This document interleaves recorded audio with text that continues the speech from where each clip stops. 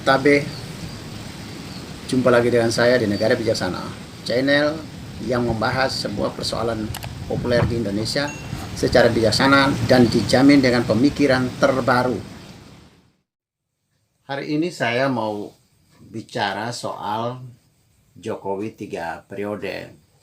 Ada yang pro kontra, banyak yang suka, ada juga yang tidak suka. Jokowi 3 periode ini bisa saja terjadi, tergantung dari revisi undang-undang konstitusi kita atau Undang-Undang Dasar 1945. Meskipun selama ini sudah mencantumkan bahwa seorang warga negara Indonesia menjadi presiden hanya 2 periode.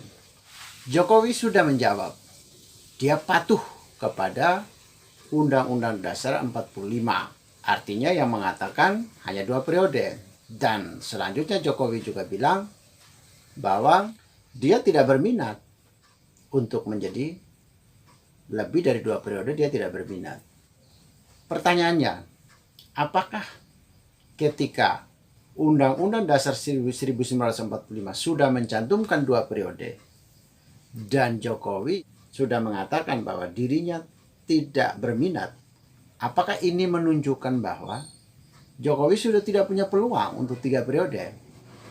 Saya akan menjawab bahwa masih ada kemungkinan untuk 3 periode Jokowi. Mengapa bisa? Kembali lagi, ini negara punya tatanan, punya ketatanegaraan. Nah, bagaimana tata negara kita atau sistem ketatanegaraan kita?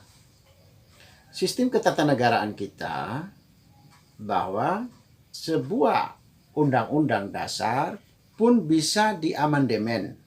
Bapak Amin Rais pada tahun 1999 pun pernah mengamandemenkan UUD 45 kita. Jadi Bapak Amin Rais sendiri pernah merintis dan berjuang untuk mengamandemenkan. Sampai hari ini Undang-Undang Dasar 1945 kita sudah tidak asli yang kita pakai sekarang. Sejak 1999 sampai hari ini kita sudah menggunakan UUD 45 yang diamandemen. Dan amandemen itu diperjuangkan oleh Amin Rais dan kawan-kawannya. Jadi berarti Undang-Undang Dasar 1945 kita tidak haram untuk diamandemen, tidak tabu. Oleh karena itu, dia tergantung dari suara masyarakat, suara rakyat. Ingat, kedaulatan tertinggi ada di tangan rakyat. Apabila semua rakyat atau mayoritas rakyat Indonesia menghendaki adanya amandemen Undang-Undang Dasar 1945 untuk mengubah dari 2 periode menjadi 3 periode, 4 periode dan seterusnya, maka itu bukan berarti menyalahi ketatanegaraan, tapi sudah melalui prosedur ketatanegaraan kita. Memang demikian. Amandemen itu dilakukan oleh MPR. Ketika Amin Rais ketua MPR, Amin Rais juga yang mengamandemenkan UUD 45 kita. Tadinya masa jabatan presiden 5 tahun, sesudah itu dapat dipilih kembali. Itu bunyi UUD 45 yang aslinya. Tapi tahun 1999 Amin Rais dan kawan-kawannya mengamandemenkannya, pasal itu menjadi 2 periode saja. 1 periode 5 tahun dan hanya boleh 2 periode. Itu hasil amandemennya. Berarti amandemen sebuah Undang-Undang Dasar 1945 itu tidak tabu, tidak haram.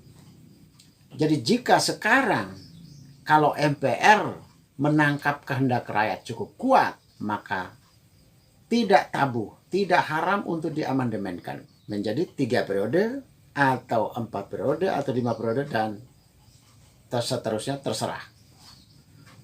Bapak Jokowi sudah bilang dia patuh kepada konstitusi. Dia patuh kepada Undang-Undang Dasar 1945. Artinya, di sisi lain Pak Jokowi mengatakan dia tidak berminat. Apa artinya ini? Ini artinya jika MPR sudah mengamandemen dan hasilnya seorang presiden Indonesia boleh lebih dari 2 periode, maka Jokowi sebagai salah satu warga negara Indonesia pun punya hak. Sudah bisa lagi kan? Bagaimana dengan Pak Jokowi yang tidak mau? Itu hak beliau untuk tidak mau. Tetapi ingat, Bapak Jokowi sudah bilang dia patuh kepada konstitusi. Apabila konstitusi sudah diubah, sudah direvisi menjadi lebih dari 2 periode, maka Bapak Jokowi sudah punya hak untuk bisa mengikuti kembali pada pemilu 2024. Memang dia sudah mengatakan dia tidak berminat. Ya, dia memang tidak berminat. Sama juga dengan ketika beliau menjadi gubernur DKI periode pertama. Dia juga pernah bilang, Pak Jokowi mengatakan dia tidak berminat juga untuk menjadi presiden.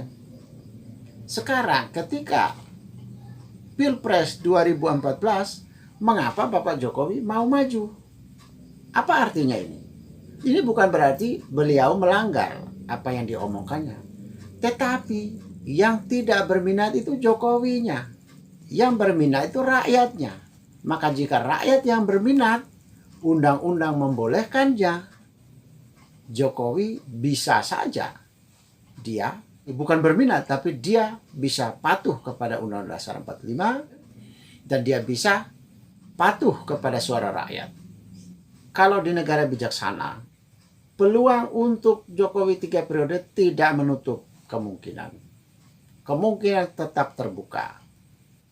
Asalkan MPR mau menangkap suara rakyat dan asalkan suara rakyat semakin bergencar kuat resonansi suara rakyat.